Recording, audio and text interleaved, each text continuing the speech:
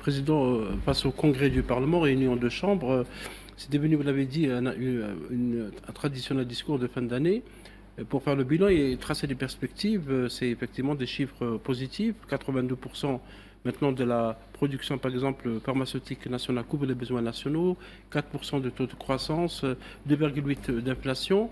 Il y a des aspects politiques aussi dans le discours du président Tebboune par rapport au dialogue qu'il envisage d'ouvrir et qu'il a déjà ouvert avec les partis politiques parce que 2026, c'est une année électorale, il y aura des élections législatives et des élections locales. Il a salué aussi le dynamisme du Parlement qui a initié deux lois, la loi sur la criminalisation de la colonisation et la loi sur la nationalité, mais il a aussi abordé les dossiers de la diplomatie des relations extérieures. Et là, il a parlé pendant 15 minutes sur ces dossiers, notamment sur la Palestine, où il rappelle que l'Algérie n'abandonnera jamais la Palestine. Il a eu une phrase très forte dans le discours du président par rapport aux questions diplomatiques. La diplomatie de notre pays n'a pas changé, ne changera pas, et malgré les menaces directes ou indirectes, ils nous font des signes de loi. Ils perdent leur temps, a dit le président. Il a rappelé que l'Algérie soutient aussi le peuple sahraoui dans son combat pour l'autodétermination. Il a parlé de la Libye, du voisinage libyen et tous les efforts faits par l'Algérie pour trouver une solution. Il a rappelé que déjà, lors du sommet de Berlin en 2020, le président Tebboune a participé à ce sommet.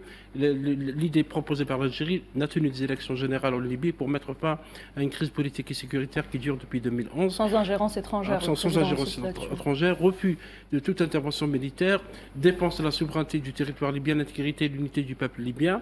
Et l'autre dossier, c'est la question du Sahel. Et le président a rappelé, encore une fois, que l'Algérie a été mandatée par l'ONU pour les accords de paix de 2015 pour le Mali, pour la paix et la stabilité au Mali. Les Maliens ont dénoncé cet accord. Il dit que l'Algérie restera toujours aux côtés des voisins du Sahel. Et pour la réponse, parce que là, le président a parlé pendant 7 minutes sur la Tunisie. Pourquoi? Parce qu'il y a eu beaucoup de rumeurs, beaucoup de fake news de fausses informations parlant d'un accord militaire. Il y a eu un accord militaire qui a été signé par les deux pays voisins qui entretiennent de très bonnes relations.